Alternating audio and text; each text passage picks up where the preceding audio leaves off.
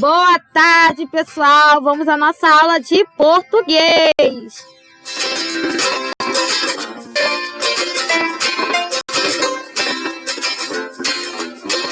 E hoje nós vamos falar sobre linguagem formal e informal, né? Também conhecida a linguagem formal como linguagem culta e a linguagem informal como linguagem coloquial. Então, essas duas formas aqui, né, são a mesma coisa, formal e culta, informal, coloquial, ok? Então, vamos lá. Então, a tia vai colocar aqui essa imagem aqui, né, que está representando uma linguagem formal e uma linguagem informal. Por que a tia colocou essa imagem? Porque a linguagem formal é aquela linguagem, né, aquela maneira de falar mais séria, sem utilizar gírias, né, nada disso. E a linguagem informal é aquela maneira que a gente fala com nossos amigos, né? É uma linguagem mais descontraída, tá bom? Então, a linguagem formal, vamos lá. Quando a linguagem de um texto é mais séria e procura seguir a norma padrão da língua. Então, aquela maneira que, né, que nós falamos corretamente, sem abreviar palavras, com uma maneira mais séria, né, de falar. Então, essa linguagem eu chamo de linguagem formal. Quando a linguagem de um texto é mais espontânea, descontraída e não procura seguir a norma da língua, aí sim eu estarei utilizando uma linguagem informal. Aquela maneira que nós falamos, né, com os colegas, com pessoas mais íntimas. Então, a tia vai colocar aqui alguns exemplos. Vamos lá. Vamos ler essa frase comigo. Ler enriquece conhecimento e faz bem à memória. Então, nessa frase, né, eu não utilizei nenhuma abreviação, nenhuma palavra que seja informal. Então, essa frase está numa linguagem formal. Nesta outra frase, está assim. A gente está indo se encontrar na praça. Então, esse a gente está indo, né, é uma maneira descontraída de falar. Então, eu tenho aí uma linguagem informal.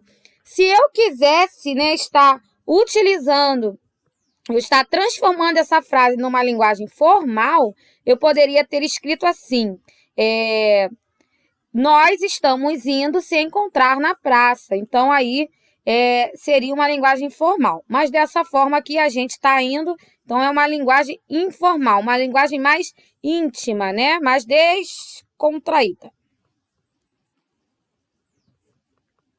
Vamos lá, vamos ver outros exemplos agora. Primeiro de linguagem informal. Vamos lá, ó. A gente está muito cansado. Caramba, tô perdido e não sei chegar no hotel. E aí, como você anda?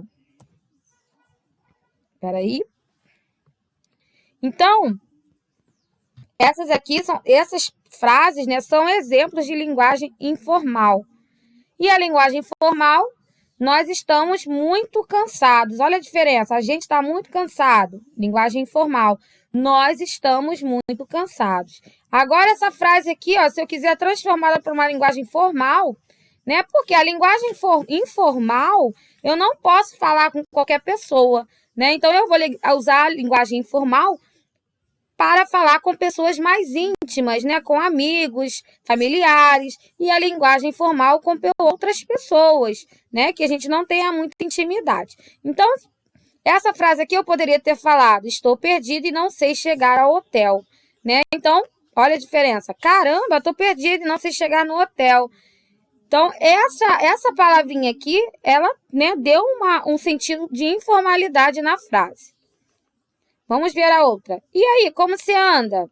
Se fosse uma maneira formal, eu diria, olá, como você está? Né? Então, as frases, se vocês observarem, ela tem o mesmo sentido. Só que a maneira informal de falar e aqui a maneira formal de se falar. Ok?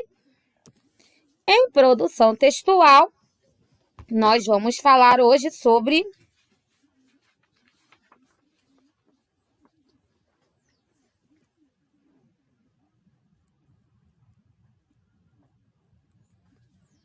o poema. Então, o poema é um texto que trabalha a linguagem de um modo especial. É escrita em versos organizados em estrofes e pode apresentar rimas. Então, num poema não é obrigatório ter a rima, né? Mas claro que é uma referência aí desse gênero textual que é o poema, tá? Então, a tia colocou aqui um exemplo de um poema. O nome do poema é Pipoca. E aqui eu tenho versos. Cada linha eu digo que é um verso, ok?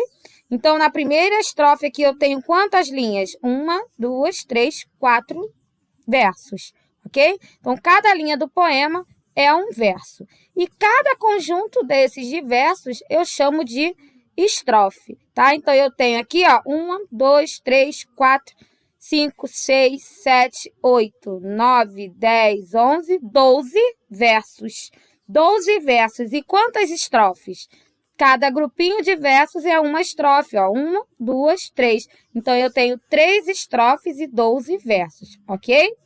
Então, esse aqui é um exemplo de poema para vocês. Vocês podem estar lendo.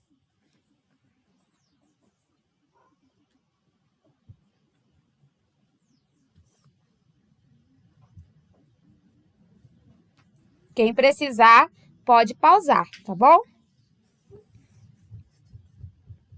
Vamos lá, então. Agora, nós vamos fazer as atividades. Produção textual, vocês vão fazer a página 46 até a página 48. E a página 50 e 51 não tem atividade escrita, tá? Será uma atividade oral. Você vai ler e responder oralmente. Você não precisa escrever, tá bom?